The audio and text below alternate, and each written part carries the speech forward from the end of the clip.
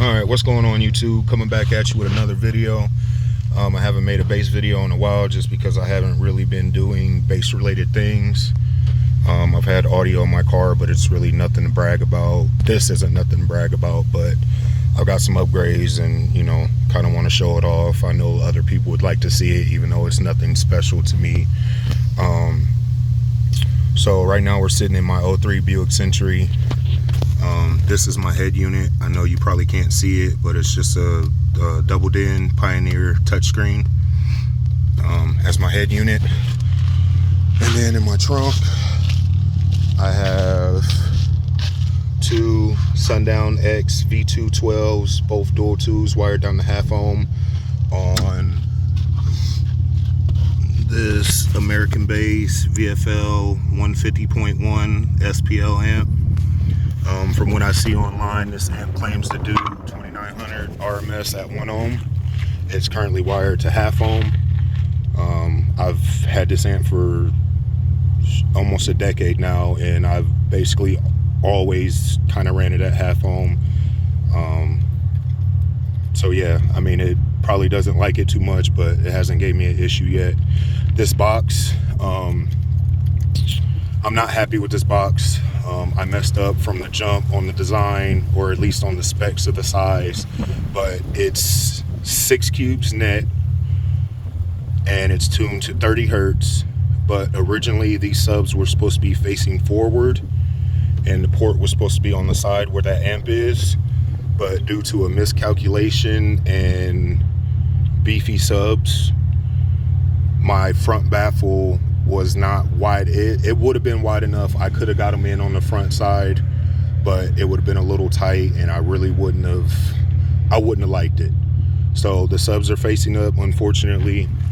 And then my port, which you might not be able to see, it's an 8-inch Audible Engineering port that currently the subs are pushing out of the box, and that port is like 2 inches away from that shock tower, which is killing a lot of my airflow, which, like I said, that port should have been back here. The subs should have been facing in, but since I didn't pay attention on sizes and stuff like that, I messed it up. So like I said, I'm not happy with this box, but unfortunately I did have to force this box in here.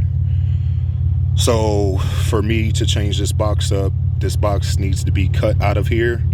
So this box will probably stay in here for a while. I have some electrical upgrades that I want to do first, and then once I get that done, if that doesn't help out and give me a little bit more of what I'm looking for, then this box will be coming out sooner than later.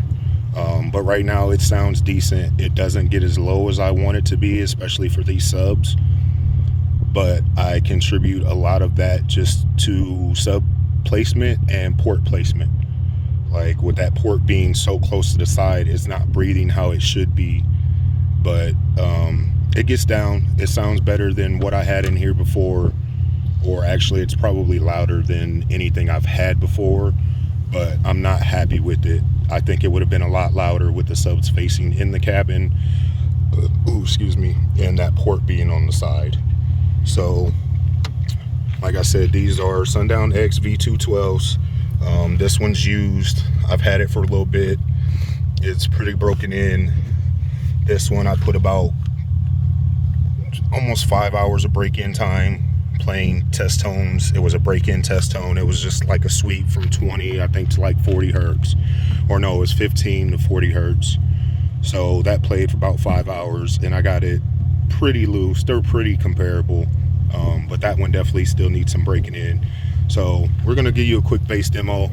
Right now we're in Best Buy's parking lot.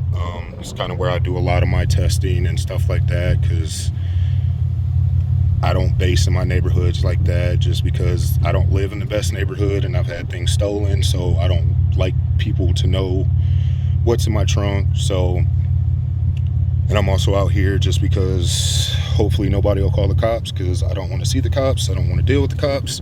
So we're gonna give you a quick bass demo.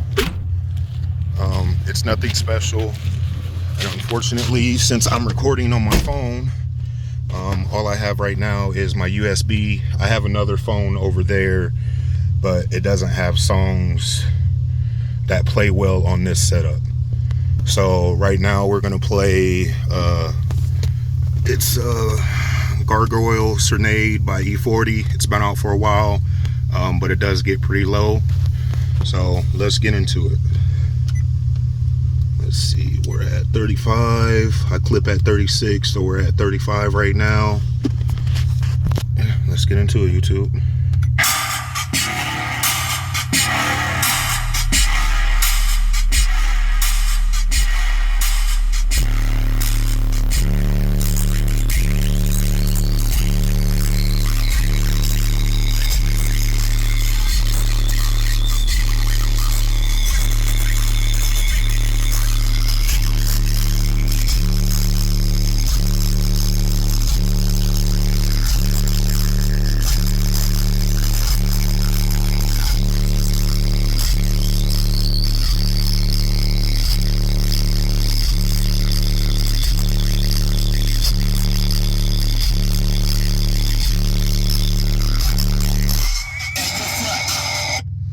Alright, so that's all I'm gonna do for now.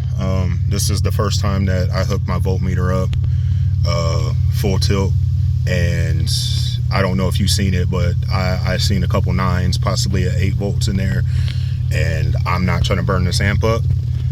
So like I said, I do have some things coming from Sky High that's going to help me with my electrical. So yeah, this is just a quick update video. I will do a more in-depth video, a little bit longer video later on, once I, able to hold my voltage a little bit better, because 9 volts at half ohm on that amp is definitely not good for it, and I'm definitely not getting everything out of it that I can. So this was just a quick little video, YouTube. Let me know what you think. Comment down below what you think about the box, the setup. Like I said, all this stuff is it was just kind of thrown in there. The box, like I said, I'm not happy with the box at all. But it's nobody's fault but my own, just due to miscalculations and stuff like that. So eventually that box will be coming out of there, and I'll either wall this car off, I can't talk right now. I'll either wall this car off, or I'll make another box for the trunk with the subs facing in and the port on the side like I usually do. Typically I find ports forward or subs forward and port to the side gives me the best bass, in my opinion. I can't get the subs forward and the port forward just due to lack of space. So just let me know what you guys think, and I'll be back with another video here real soon.